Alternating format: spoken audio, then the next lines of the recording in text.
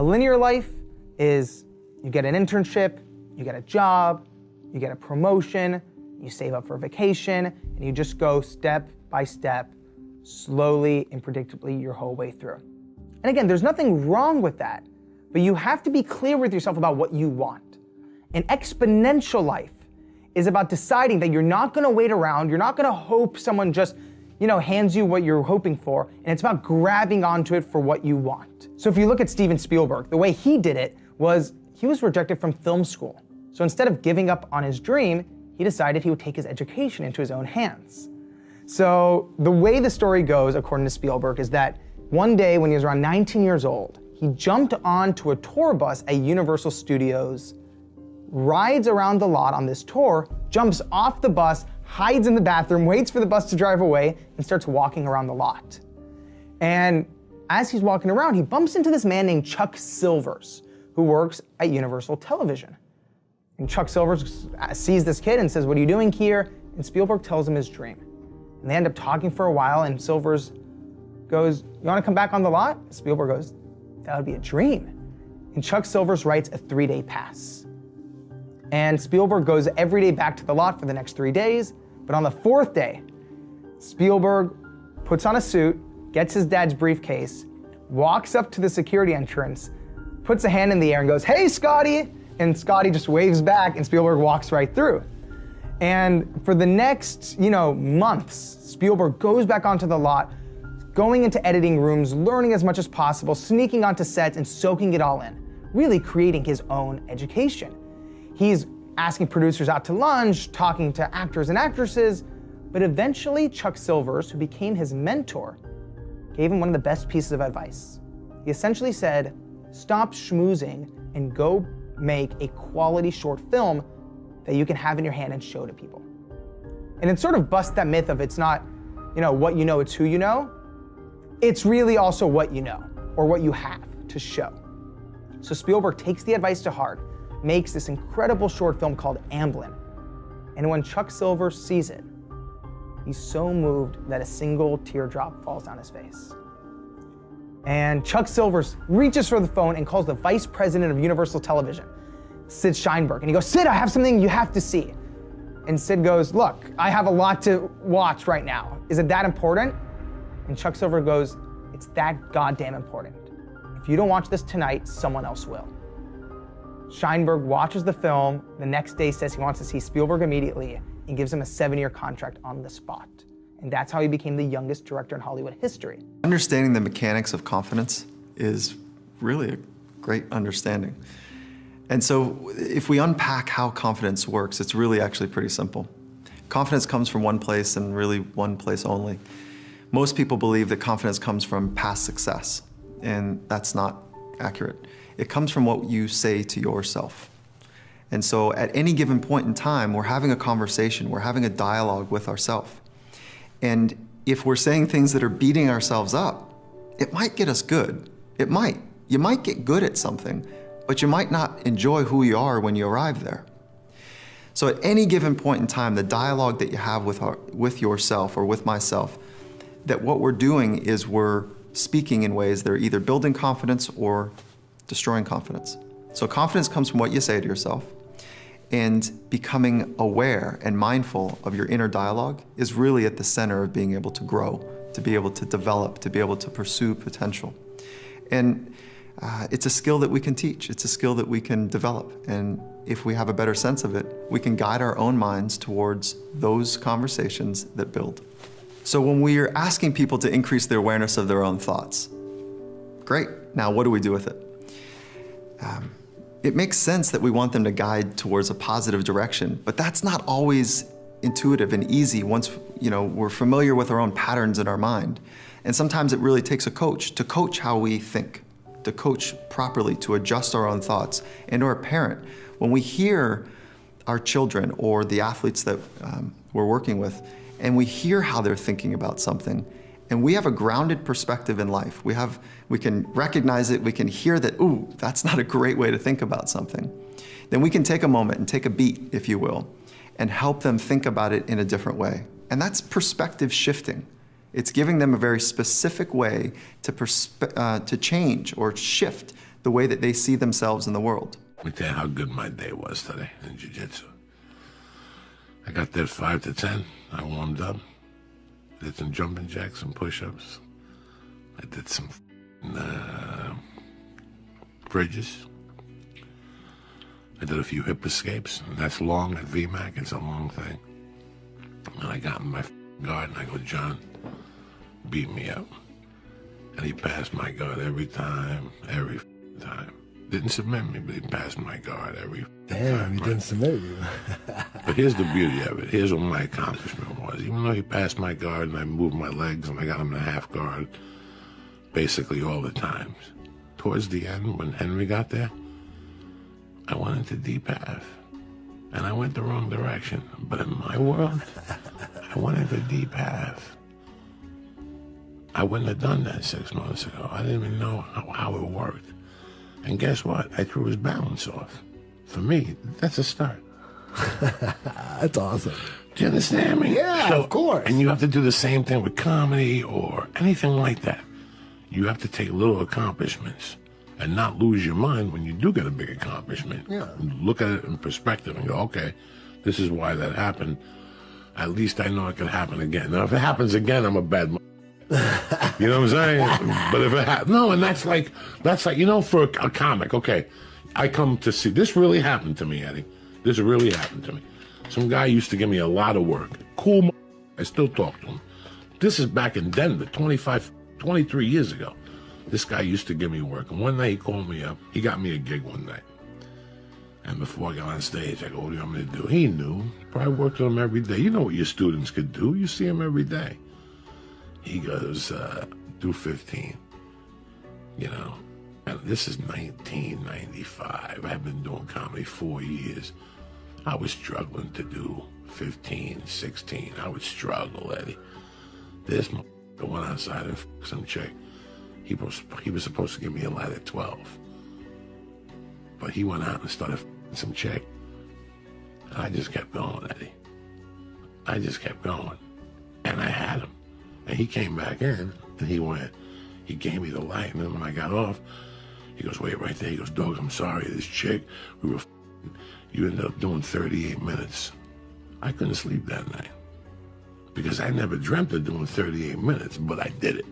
Do you know what I'm saying? Yeah. If you would have came to me and said, Joey, I'm going to buy and do 20, I would have choked. I would have straight up choked. But since there was no clock in my mind, that's when I knew it. You know what I'm saying? I went home that night and I almost called CAA. I ain't gonna lie to you. I ain't gonna lie to nobody. I almost called the CBS and said, fire Dave Letterman. I did 38 minutes at some hellhole last night in Denver. I swear to God. You're walking so high. It's such a big accomplishment. It's such a big accomplishment. Those little things are the ones that keep you in the game. Okay, I did 38. I'll do it again. Then for a year, you bomb. You can't do 30, you just bomb. But eventually, if you just stick it out, dog, you're gonna make, you know, it's a nightmare, but it's so much fun. You're gonna play big, say big. Big. You're gonna play huge, say huge. Huge. You're gonna play ginormous, say ginormous. But first, take baby steps. You're gonna eat the elephant, but take one small bite first, chew it good. Right? We want so much so fast. My grandmother says baby, she starts every sentence with baby. I'm sure it's because she cannot remember all of our names. She said, baby, the best things you'll ever have from grandma will never come from the microwave. They always come from the oven. And I was like, I think somehow she's trying to give me a lesson here. And I realized that the best things that you're gonna create are gonna take time. Build it on cement, not sinking sand. You're gonna get tons and tons and tons of tools here. And you're gonna wanna fast forward. But when you fast forward, you build it on plexiglass, you build it on styrofoam, you build it on wood, you wanna build it on cement. Your dream is important enough to outlive you. Yes, yes? And so I realized that you can't Google download resiliency. You can't Google download tenacity. You can't Google download forgiveness. They're some of the best qualities and characteristics that's gonna take you a long way that you need to invest time in and energy in and intention in. You don't just get Patience, I want patience. I'm waiting for patience. Somebody's gonna piss you off tomorrow. And now you get to test if you have patience. I realized that as I wanted to develop me, I had to be willing to climb, and I wanted to get to the top, and there's no elevator to the top. I gotta do my squats. I gotta work on my quads and my hamstrings and my calves, because I gotta climb to the top. We gotta climb. Failure is part of life. I mean, the difference for me though is I look at failure as a stepping stone to success. It's a speed bump. I know I'm gonna fail, but it's not failure if you learn something. And so, gosh, I've made so many mistakes. I've screwed so many things up, but every time I do, it becomes a way for me to explain to someone else what it takes. You know, it's like, here's what I've done. I think I have the ability to influence people because I talk about my failures. I talk about all the things that mess me up, but I show people that I didn't let it stop me, and you don't let it stop you. And I think that's really the secret in that area. And if everything you touch was successful, you First, probably won't be able to relate to people as much. No, you'll be relate, and also it's be total bullshit, and everyone knows it's bullshit. And also you'd be bored silly. Right. I mean, think about it. If you just said, I want this and it happened, I want this and it happened, you know, people don't value what they don't fight for. You know, it's like you see kids sometimes, you know, your parents will say, you're not gonna value this if you don't work for it. And your kid going, I'll value it, just give it to me, right? But it's true. Yeah. You know, the things we've worked the hardest for, we value the most. So I think, you know, the purpose of a goal is not getting it anyway. The purpose of a goal, you know, is who you become. Who you become is gonna make you happy or it's gonna make you sad. Yeah. So I'm not looking for an effortless approach. Sure. There's no such thing. I find that levels of success in almost any industry or area correlate to a person asking great questions. In some cases, they seem absurd. In fact, the hallmark, in a way, of great questions is they sound completely ridiculous. So someone might ask, like Peter Thiel, why can't you achieve your 10-year goals in the next 6 months? As a thought exercise, that's a good question to answer for yourself. And these types of questions come up surprisingly often with very, very impressive folks, whether it's in business, military, entertainment, or otherwise. And the way you can get better at questions is by studying interviews in part. So I studied Larry King, I studied Charlie Rose, I studied Terry Gross, I studied go down the list. I studied Tony Robbins, who does in-person, one-on-one interventions at his events in front of 10,000, 5,000 people. And he's just genius with how he uses questions to like pattern interrupt and grab someone's attention and divert them in a more productive direction. Now, why is that relevant? It's relevant because thinking is the process of asking questions. You're asking yourself questions and then you're answering them in your own head. So if you get better at asking other people questions, you get better at asking yourself questions, which means you're improving your thought performance and level of thinking. Many kids and many grown-ups do figure out over time what their passions are. And sometimes we let I don't think it's that hard. I think what happens though sometimes is that we let our intellectual selves overrule those passions. And so that's what needs to be guarded against. So there are a number of decisions that we make every day, and on a product side, there are a billion different features that we could make. So the hard part is really choosing which ones to focus on, which ones to build, and you only have a finite number that you can't actually execute on.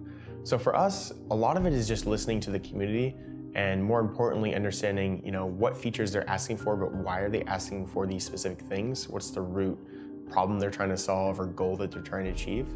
And a lot of that is based on actual behavior. So not just what they say, but what they do. What does manhood mean to you? Because for so many people, I think manhood means a certain amount of masculinity, a certain amount of, holding that egg, not letting it crack, like you said. How do you crack that egg? When did you realize that, a certain amount of masculine strutting wasn't the right way to be? For me, everybody, like you said, people think about that masculine thing. For me, it was exactly the opposite. Mm-hmm. I had to get in touch with my feminine side to become a true man. Because, let me tell you, the Marlboro guy, he's always by himself, you know what I mean? But the problem is his wife can't talk to him, his kids can't talk to him, he's marching off on a horse by himself. And then let me tell you, he goes to the woodshed and he's crying at 55 because he's all alone. And I realized that is what was gonna happen to me. If I did not stop this macho thing and really just come into touch with what my kids wanted. And, because I have 4 girls, and it was hard. It was weird because I said, hey, what's wrong? And they didn't want to talk to me. You start to realize, man, I don't want that future. You know what I mean? I don't want that. I don't want them to see me as an adversary. I want them to see me as a friend. And I had to really just stop and come out of my own world. And most guys, they feel like it's being soft and being cushy and whatever, but get soft, get cushy, and understand that, really, really, real toughness is when you can tell people you're hurting. Real toughness is when you can tell people, I'm in pain. I don't feel good right now. There was a time I wouldn't allow myself to be sad. I used to be like, okay, all right, we're gonna do something fun right now. And what's happening, I was blocking out every bad thing in my life. And what I needed to do was deal with it. And some days I was just sad. How did you deal with it? It's weird.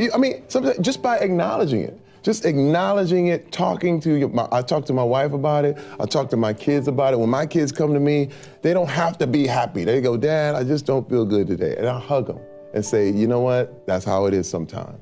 And if you're really trying to achieve something, then sort of say, hey, here's my vision.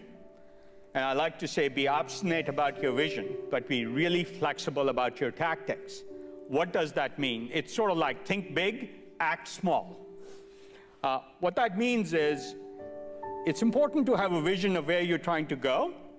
How you get there is a series of experiments. Now, you can call them failures when they don't work, but they're learning experiments where you try things, see what works, try the next thing. Don't solicit feedback on your product, your idea, or your business just for validation purposes. Be really careful about that. You want to tell the people that can help move your idea forward, but if you're just looking to your friend, coworker, husband, wife for validation, be careful, because out of love and concern, a lot of people will express some concerns, and it can stop a lot of multi-million-dollar ideas right in their tracks in the beginning. I would say that the lesson learned for me to anybody else out there interested in starting a business is please find something you're passionate about, because it's so much work, it's so much time, it's so much effort. But if the subject matter is something that you genuinely love to be involved with, it's not going to be that big of a drag, and it's not going to be that much work. It's going to be incredibly exciting and rewarding, because to your point, you'll feel like you're living the life that you're meant to live.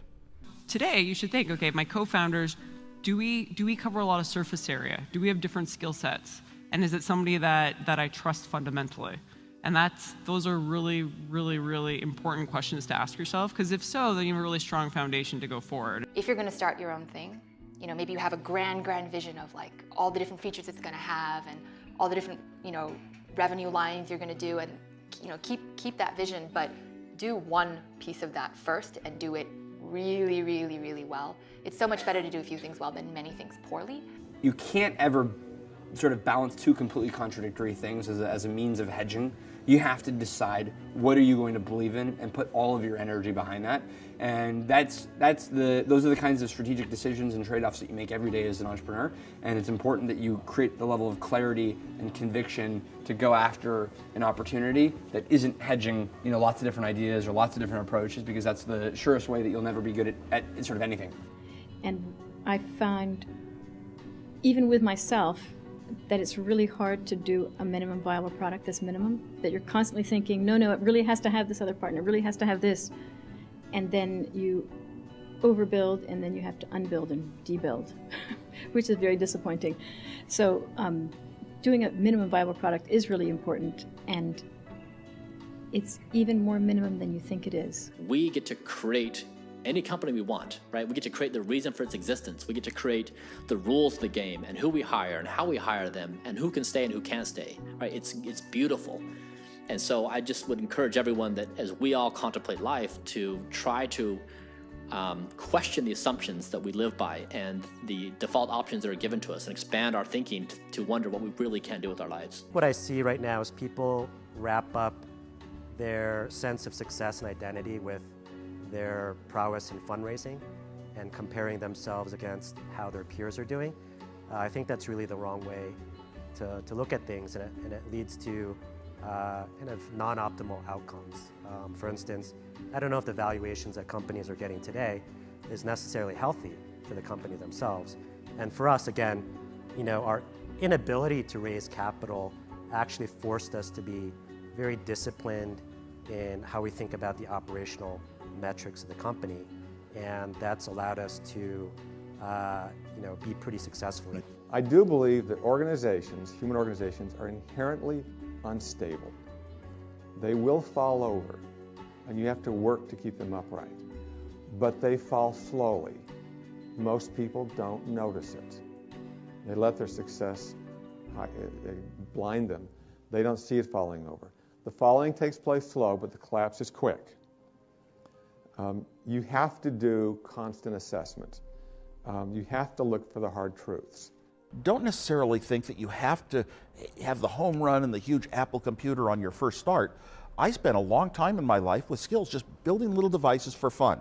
For fun is one of the key things, because that drives you to think and think and think and make it better and better and better than you ever would if you're doing it for a company. Build things at first for yourself that you would want. If you're not coming up with 10 ideas a day, that's why I have this thing. If I'm not filling up this page every single day, then my idea muscle will atrophy. And I started this in 2001, and I still do it every single day. Like, you have to come up with ideas every single day, or the idea muscle atrophies. The good news is, after about 6 months of doing that, you're like a machine. Like, people get surprised at how many ideas you could just have. You already know who you are. And that piece that we're after lies somewhere beyond personality. Your need for acceptance can make you invisible in this world. Don't let anything stand in the way of the light that shines through this form. Risk being seen in all of your glory. I try and be decisive. I try, and even if I don't know what the hell I'm doing, I try to be decisive, because I think it's very comforting and reassuring and important to the people that are working with you to feel that whoever is in charge knows what they're doing and knows what they're thinking, and that if it's a yes, it's a yes, and it's a no, it's a no. I mean, I don't think of myself as a boss. I mean, I think of myself as someone who's giving direction and guidance, and vice versa. You went to Harvard and you dropped out. Have you ever thought how your life could be better off if you had gotten your Harvard degree? Well, I'm a weird dropout because I take college courses all the time. I love learning company courses and things, so I loved being a student. And there were smart people around, and they fed you, and they gave you these nice grades that made you feel smart. So I feel it was unfortunate that I didn't get to stay there, but I don't think I missed any knowledge, because whatever I needed to learn, I was still in a learning mode. Everybody thought we were crazy. We probably were crazy, but having a dream like that resonates with people, changing the world, achieving something big, it turns out that's what pulls you through the hard times. Every company has hard times. Every company has setbacks, and it's having that mountain in the distance that you're trying to scale, that is what gets everybody through. Building really great companies just takes a while, and it's good to not try to do it too fast. It's really, really, really good to be ambitious, obviously. But it's not that great to be too hasty. It's not necessarily about the exit or the outcome. It's about the journey. So it's for me, it's just I think you just need to enjoy that aspect of it. It's because it's not always an easy ride. It's a lot of ups and downs along the way, but as long as you're personally fulfilled by that experience and genuinely enjoy what you do, then it makes it worthwhile. If somebody said to you, you'll have or you'll be as successful as you are now, what would you had said back then? I believe you. That's what I would have said. Because I did believe. Yes. I believed in it. I had very few people who told me that. I had a small group of people that would tell me something like that.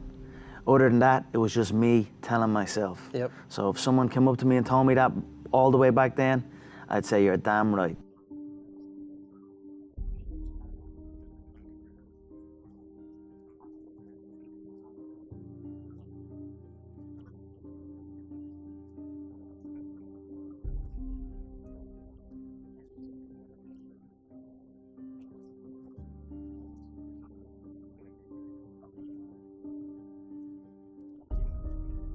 you start with your company, you're going to have a lot of anxiety and stress and fear, and your job is to transform that into self-confidence and to give you kind of that, the ability to say, I have clarity, I trust myself, I have a feeling for my vision, I can see that happening. I work with entrepreneurs all the time. That kind of shift from, anxiety to trust, that's the most important thing that they can go through. Be lucky. I think when I give that advice, be lucky, it's a little bit glib, but I think there's also looking out for those opportunities and being conscious and being aware and looking for opportunities to be lucky, because you can definitely put yourself in a position where luck isn't going to make any difference. You're really trying to solve a new problem in a different way. You have to come to problems with beginner's mind, right? Not knowing something can be a very powerful tool into accomplishing it because you don't know that it's not possible. That's what doing a startup is. Not realizing that something is impossible and doing it anyway. So many things go wrong when you're starting a company, and often I think people ask, what mistakes should you avoid making? And my answer to that question is don't even bother trying to avoid mistakes, because you're going to make tons of mistakes, right? And the important thing is actually learning quickly from whatever mistakes you make and not giving up. Right, and I mean, there are things every single year of Facebook's existence that could have killed us or made it so that it just seemed like moving forward and making a lot of progress just seemed intractable, but you just kind of bounce back and you learn, and nothing is impossible. You just have to kind of keep running through the walls. From the time I was 7 years old, every Saturday I would go for 4 hours of acting class every Saturday. Whoa. And I loved it. I just loved it, to the point where all the kids graduated and went on to this other stuff, and I started doing adult acting classes, and then I was in the commercial classes, and then I loved like the hair and makeup classes and just everything. I just couldn't get enough. And you know what everybody wants to hear? What they already believe to be true. And so the last thing they want to hear is an original idea that contradicts their belief system. So it's very hard to even bring that kind of stuff up. But those are the things, those are the only things that you believe that everybody around you doesn't believe, when you're right, that create real value in the world. Everything else people already know. There's no value created. It's just business as usual. So it's so important to think for yourself. How do you think about making a decision when everyone tells you this is a crazy idea? Or where do you get the internal strength to do that? Well, first of all, I'd say I actually think I feel fear quite strongly. So it's not as though I just have the absence of fear. I feel it quite strongly. But there are just times when something is important enough, you believe in it enough, that you do it in spite of the fear. So speaking of important things, like people shouldn't think people shouldn't think, well, I feel fear about this and therefore I shouldn't do it. It's normal to feel fear. Like there'd have to be something mentally wrong if you didn't feel fear. So you just feel it and let the importance of it drive you to do it anyway. Yeah, actually something that can be helpful is fatalism, to some degree. If you just accept the probabilities, then that diminishes fear. When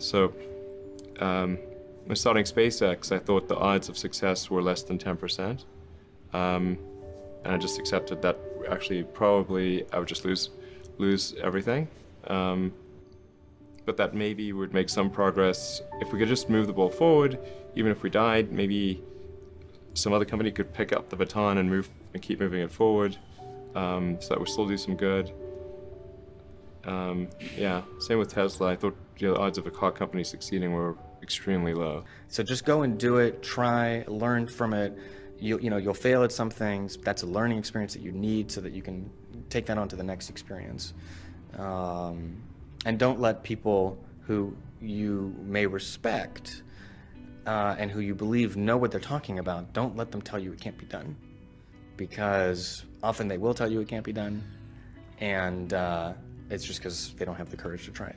Ben Graham in his low teens looked around and he looked at the people he admired and he said, I want to be admired, so why don't I just behave like them? And he found there was nothing impossible about behaving like them. And similarly, he did the same thing on the reverse side in terms of getting rid of those qualities. One of the things I advise entrepreneurs to do is when you have an idea, a classic entrepreneurial impulse is to hold the idea close to you and not go tell people because, oh, the idea is so special. Right. That's almost always a mistake. Go talk to Why is that a mistake? Yeah. It's a mistake because your actual real competitive advantage is not that you have this idea that you have locked away in your closet, which may or may not be accurate and you have no idea which it is. Your actual competitive advantage is if you're assembling the intelligence around, does this idea work? What is the right teams? What is the right learnings? And we're essentially in motion. I think that's what people always have to ask themselves. Do you believe in the concept of what you're doing? Do you believe that there's really a there there? If you can figure out the right, product package or the right way to reach users, and if you believe that, then keep scrapping, because usually there's a way. Like me, have to do everything 3 times before we get it right. Thankfully, I know that. So I know that I have to get up early and try it 5 times, because the 8-year-old will be able to get past it in 2 times. So I have to be on my feet longer, but at least I know it. And so I just go at stuff, and it served me very well. And that my resume is pretty varied, and I have a pretty interesting life. I get to do different stuff and have a bit of access, because I just said, yeah, I'll try that. I mean, why would I hold back? As soon as I got off the phone call with him, and then also when he said, it's not in the picture now, but I think it'd be great if Dallas danced at the end, and my heartbeat went up on the phone, and I started breaking a cold sweat, like going, no, that's not. And as soon as I went, oh no, that's not that, the other devil in my ear said, I dare you do. And I just went, of course. I think yes. Because I immediately noticed, if you don't, you're wussing out, dude. Are you kidding me? You will forever regret. You have to. So as soon as I got over that, I was like, well, that's inevitable. I'm doing it. Now, I got to bust my ass to go do it the best I can. And a lot of fear in that.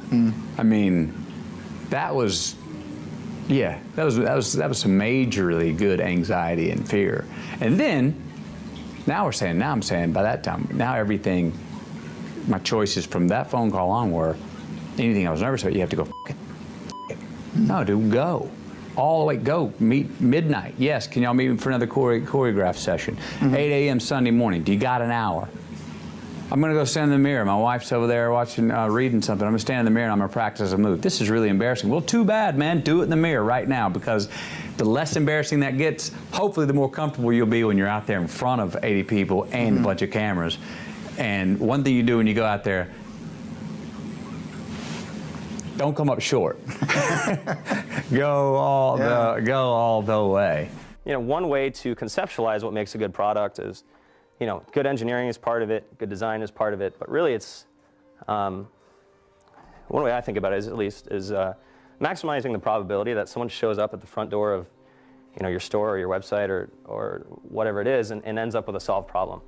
And oftentimes the best methodology is to start with the perfect experience with just one person, get that right, and then figure out how to scale something great instead of scaling something not so great and then trying to improve it. That's really hard to do. I've learned and experienced is that, if you don't open up and you don't delegate, then you'll kill yourself. And if there's one thing that I've managed to understand is the art of delegation, because if I can pass on, to Claire Smith, to Arian, my palette, my understanding, my knowledge, then grab it, run it, and then pass it on to your team. Don't hold that inside. So the most important part of getting to a goal is to start feeling it now, is to start acting as if, right? If you want to be that leader, if you want to be that author, if you want to be that painter, all it takes is one action, and you truly are in the process of becoming it. So it's funny that I am literally basically done with the book, and I'm like, can I call myself an author yet? I've written a book. Of course, because you have taken the action, you're doing the actions. There is no final anointing of anyone. There's no ceremony, there's no fireworks. You just start acting as if and feeling it and envisioning it and picturing it.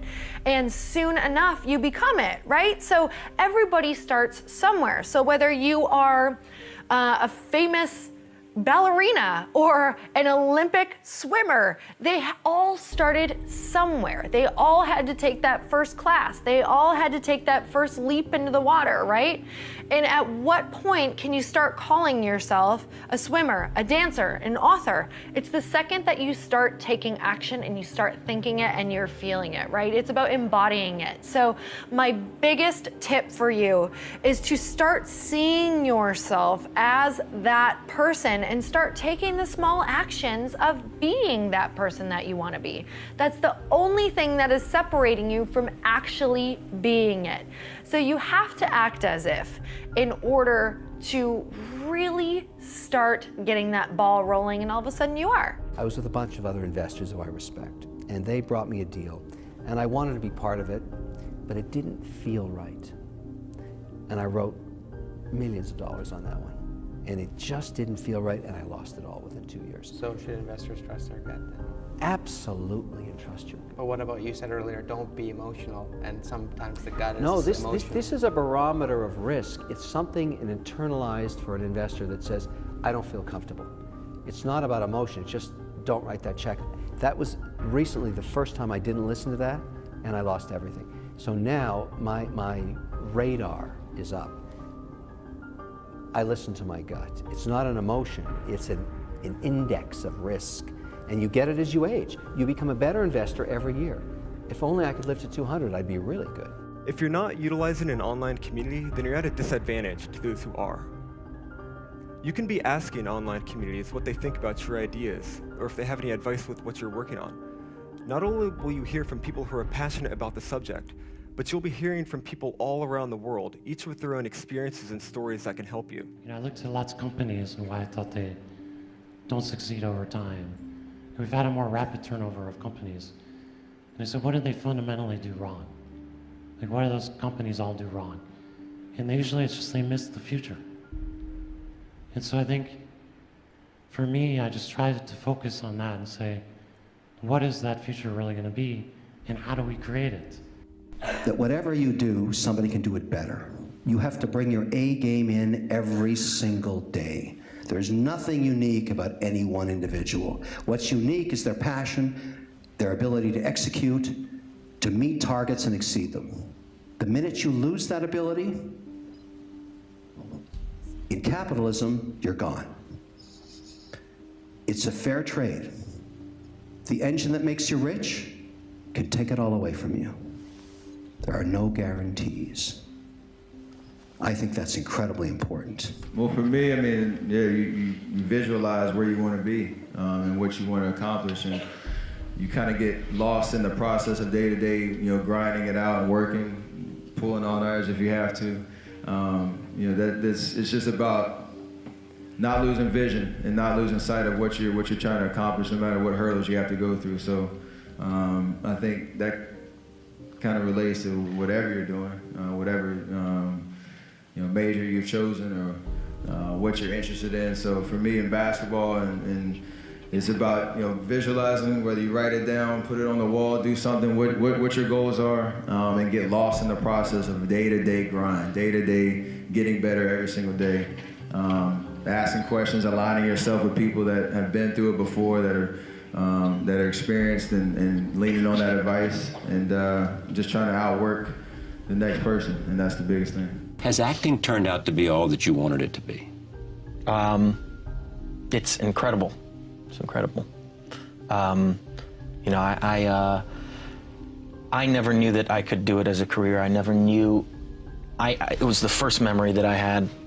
It's the first thing I can think of is saying, I want to be an actor, to my parents. And if I hadn't lived in Los Angeles and been in such close proximity to sort of the mecca of movie making, if I didn't have parents that said, okay, we'll drive you to auditions, we didn't have the economic means to, move camp from Idaho to Los Angeles because some snotty 10-year-old kid says, I want to be an actor. We did it. After school, I got to go on auditions, but it was always, and I've said this before, it felt like an elite group of people, and it felt like I would never belong to them. So once I got the opportunity to, for example, get the movie This Boy's Life with Robert De Niro, I said, wow, now I'm able to I might be able to steer the course of my career. I might be able to have a career similar to these guys that I so admire. And that I knew at 15 years old was the biggest gift in the world, and that's never left me. I've never that thirst or that hunger for wanting to give one great performance that I'm truly satisfied with, or be in one movie that I said, I love this film, is something that I don't know will ever be quenched. I don't know, and I think that's a good thing, because it keeps pushing you. You're constantly dissatisfied, in other words. So when we see a kid with a lemonade stand, it's different than when we see a vending machine selling lemonade, even if it's exactly the same product, because the story around it is what people are paying for. So when I meet small business people, all I ask them is not what's their balance sheet, but what's their story. Why should I pick you? Why do I care about what you're doing? And if you start giving me all this inside baseball statistics about why you're 2% better than some other competitor, I'm already glazed over, because that's not part of the way I see the world. There's a lot of conventional wisdom out there, built up over time and built through all the learnings from all the companies. And this may be fully applicable to most of the companies out there.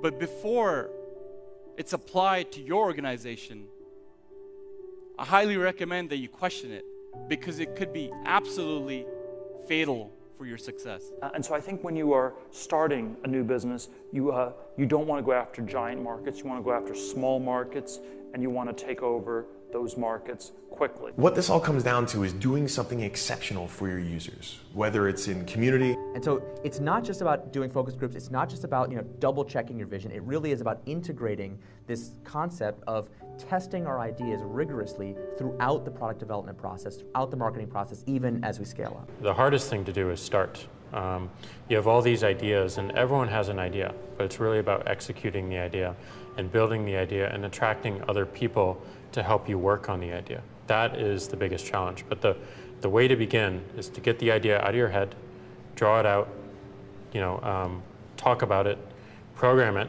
if you're a programmer, or make it if you're building something. And so when we're coming up with ideas, we always ask ourselves,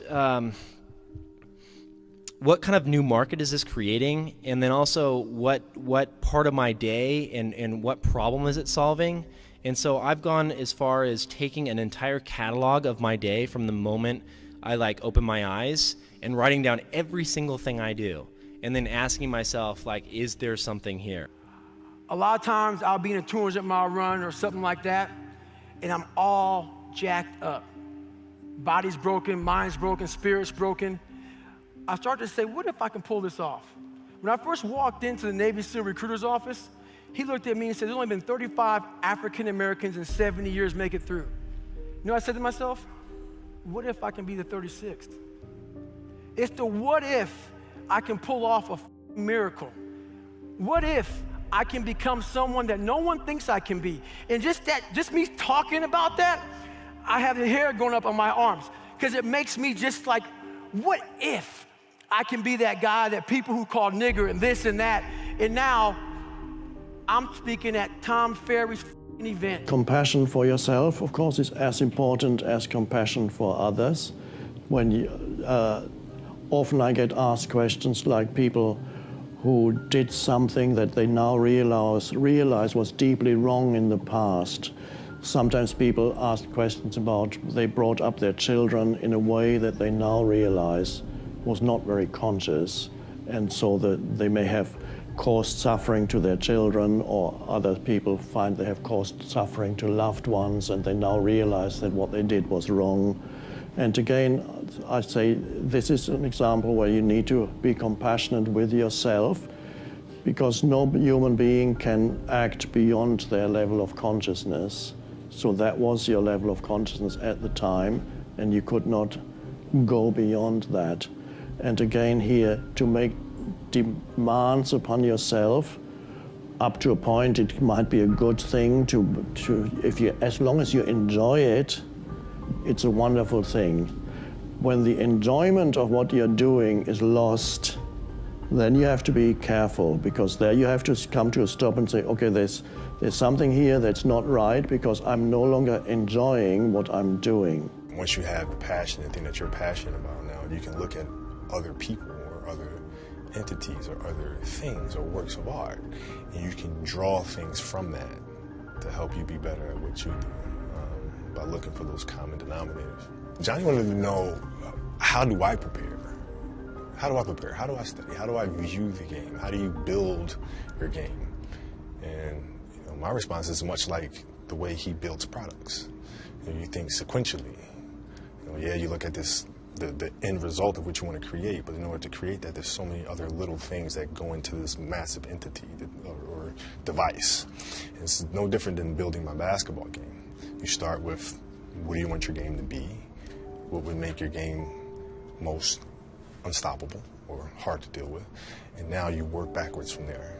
And you start building it one piece at a time, one move at a time, one counter at a time. So there's a lot of similarities there. But what you really need to do is think about, what is the smallest possible test that I can run for this idea, for this concept, for this theory, get it out there and get customers using it.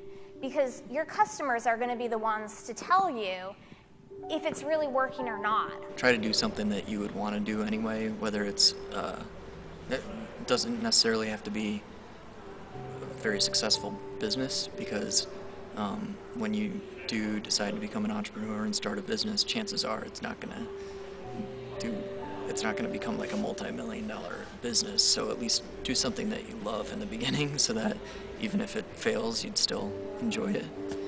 I think great entrepreneurs must have the curiosity to kind of metaphorically see around the corner. What's coming? What can I anticipate that other people don't see? And then you must have the courage of your convictions to execute the strategy. You want an idea about what you can say. I know it sounds like a bad idea, but here's specifically why it's actually a great one. You want to sound crazy, but you want to actually be right. Because when you're trying to differentiate, when you're trying to do something different, there's going to be that gut moment, that gut sense.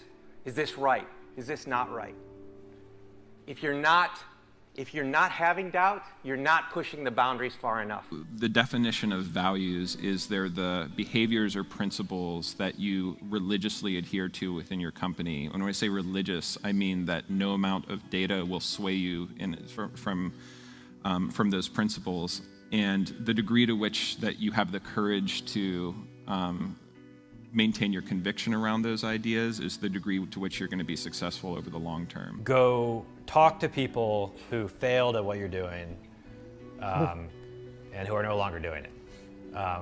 There always are those people. So you start a startup, you look at the history of your space. I'm so surprised how many people I talk to, founders who have no idea the history of their own space.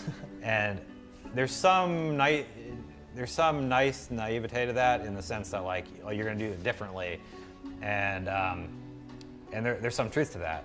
But when you get down to making it work, and now you're into it already, you've kind of established what you're doing, you have some problems, then I'd go talk to all these people who failed, because you'll uncover all sorts of interesting things that you could try. Whether it's in connection or whether it's in design. This is our big advantage as a startup, is that we can actually get away with doing this. We can make this the core part of why we're doing business. It's so hard. I thought doing this research, I thought going into it, there were authentic people and inauthentic people. Mm-hmm.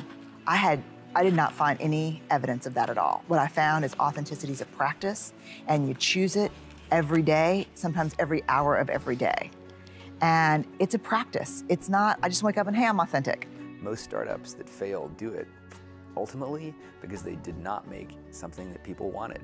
They made something that, that they thought people would want, but they were either in denial about it, whether it was actually any good, or somebody else came along and made something that people wanted even more. So it's about this movement forward, not what you own, not your education or your pedigree, not pile of resources you might have at hand, not your network, just going after this thing and knowing that as you do that, you'll find what you need, you'll make your way over, around, and through. And I think the best entrepreneurs that I've met are able to do that because they have this strong vision and they know that it's worth it to keep moving forward. Larger, more established entities can't move as quickly as you can. And success and scale and size all fight against this. And I would encourage you for the longest possible time as you sort of start your own companies to look for ways to stay agile.